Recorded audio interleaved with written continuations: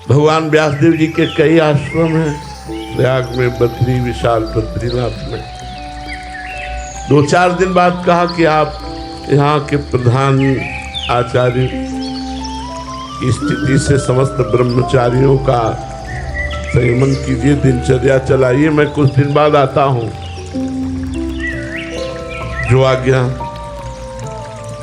शाम का समय था, रिमझिम वर्षा हो रही थी। जैमिनी जी ब्रह्मचारियों जी के साथ सब गंगा स्नान करके संध्या वंदन आदि के लिए वापस लौट रहे थे।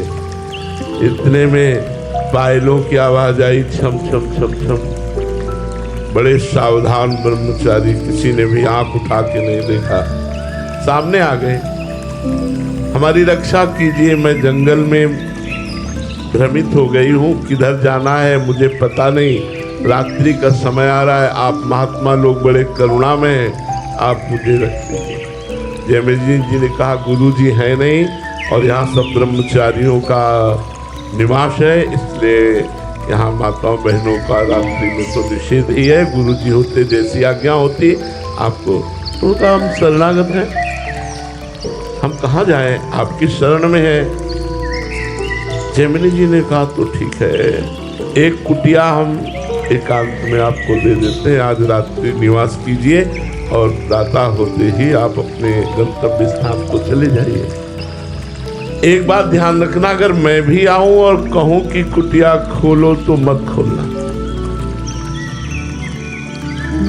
अभी तक चरण देखे थे, श्याम चरण थे, उनके ऊपर नूपुर विराजमान थे। अब जब गए और गुरुदेव की वंदना करके जे ही ध्यानस्थ हुए तो वही श्याम चरण नूपुर सहित दिखाई दिए। उन्होंने विचार किया, जिसके चरण इतने सुंदर, उसका रूप कितना सुंदर होगा और क्या नाम होगा। और इस जंगल में अचानक कैसे सामने कैसे आ गए,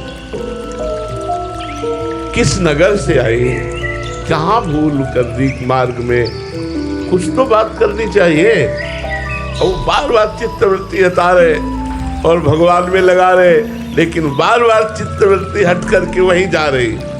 आखिरकार हार गए, खड़े हुए और उस कुटिया में पहुंचे। झोपड़ी तो होती थी ऋषियों की, रज की थोड़ी दीवार, ऊपर से झोपड़ी या फूस की पूरी झोपड़ी या बहुत खपरेला, ऐसे ही ऋषियों के आश्रम होते थे। बांस की टटिया पर खपरेला पड़ा हुआ है, उस पर ऐसे रहते थे। आवाज लगाई, दरवाजा खोलिए। तो उनका कौन? बोले जैमिनी। बोले नहीं, जैमिनी जी का भी आदेश था दरवाजा नहीं खोलना है, कि मैं भी कहूँ तो दरवाजा तो नहीं खुलेगा। झोपड़ी या फूस या खपरेला हटाने में कितना टाइम लगता है। उनका लक्ष्य था मैं पूछूं कौन हो आप, मैं देखूं कैसा रूप है आपका। कूद गए। बलवान इंद्री ग्रामो विद्वानमपि करसति, कहां से कहां जे ही कूदे तो मुस्कुरा दिया। उस श्याम रूप धारणी भगवान की विश्व मोहिनी माया ने मुस्कुरा दिया। जैमिनी जी मुस्कुराहट देखते ही, मुस्कुराहट भगवान की माया का प्रगट स्वरूप है। जैमिनी जी ने कहा, मुझे क्षमा कीजिए, मैं विवश होकर आया हूँ। कोई बात नहीं। आपका नाम क्या है? मैंने नाम नहीं पूछा। आप इस जंगल में अकेली कैसे आई? मुझे बहुत जानकारी की इच्छा है। और आपका क्या ब्याह हो गया है? तीनों प्रश्न। और मुस्कुराहट प्रबल होती जा रही उस कुमारी की। तो उनका नाम और ग्राम तो छोड़िए और ब्याह की बात कीजिए। क्या आपके मन में ब्याह करने की बात है? बोले यदि नहीं हुआ हो तो हम तैयार हैं। बोले अपना मुंह काला कीजिए और मुझे पीठ पे बैठा लिए और नदी के किनारे जो देवालय है वहां तक ले चलिए, फिर मैं आपको उत्तर देती। रात्रि का समय उन्होंने, जब वहां गए तो कुमारी नहीं, गुरुदेव भगवान व्यास देव जी थे। स्वयं भगवान व्यासदेव जी इस प्रश्न का उत्तर देने के लिए बलवान इंद्रिय ग्रामो विद्वानमपि कर्षति,